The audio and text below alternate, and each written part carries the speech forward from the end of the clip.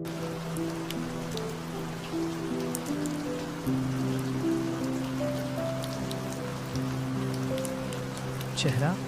हाँ, ये मेरा है। और तुम काफ़ी खुशनसीब हो कि मुझे अपने इम्पोस्टर सिंड्रोम से धीमी गति, स्लो मोशन में लड़ते हुए देख रहे हो। पता है ना, थोड़े अतिरिक्त ड्रामा के लिए, क्योंकि आजकल मैं भी शायद एक फिल्म निर्माता हूँ। तकनीक की तरक्की के शुक्रिया, पर साथ ही मेरे माता पिता का भी, जिन्होंने मुझे इस पल के लिए तैयार किया। मुझे आपकी याद आती है।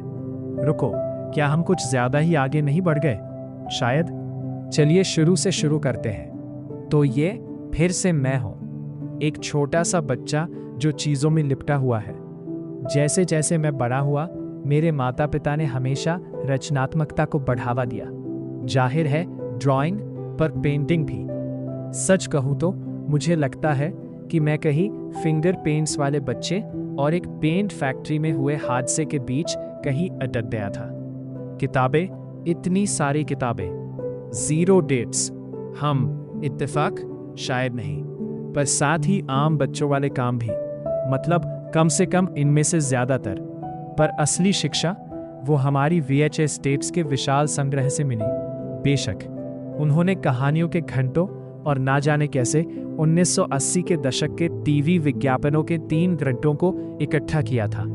ये निश्चित रूप से कुछ चीजों की व्याख्या करता है। मेरे लिए कहानियां जादू की चाबियां थीं, जो असलियत से परे और मंगलवार जैसी बोरियत से कहीं ज्यादा दिलचस्प काल्पनिक दुनियाओं के दरवाजे खोलती थी। अब मैं सिर्फ मैं नहीं था, मैं एक हीरो था, एक जादूगर, मैं कुछ भी था। पर आज कुछ अलग महसूस होता है, और मेरे बचपन के वो बेफिक्री वाले दिन अब बहुत पीछे छूट गए हैं। मैं अपनी ही असुरक्षाओं से क्यों कुचलने वाला हूं, आप पूछेंगे। खैर, शुरुआत के लिए मैं हमेशा से चमकीले जीवंत रंगों और फीकी, उदास और बरसाती दुनियाओं के बीच जूझता रहा हूं। ये विकल्पों का लकवा है, बहुत सारे विकल्प, और ऐसा लगता है कि ये हमारी रचनात्मकता से जुड़ा है, जो असल में यहाँ स्थित है और वहाँ भी। तो क्या होगा अगर मेरी हर एक आंतरिक दुनिया की ये अंतहीन यात्रा कहीं भी खत्म न हो? पर यह भी कि क्या होगा अगर मैं इन दखल देने वाले और थका देने वाले विचारों से हार जाऊं? ये अपने ही सिर में कैद होने जैसा है। क्या मैं एक फिल्म निर्माता हूं? मैं आखिर जानता ही क्या हूं? तुम्हें जरा भी अंदाजा नहीं है कि तुम क्या कर रहे हो। इस बकवास को बंद करो।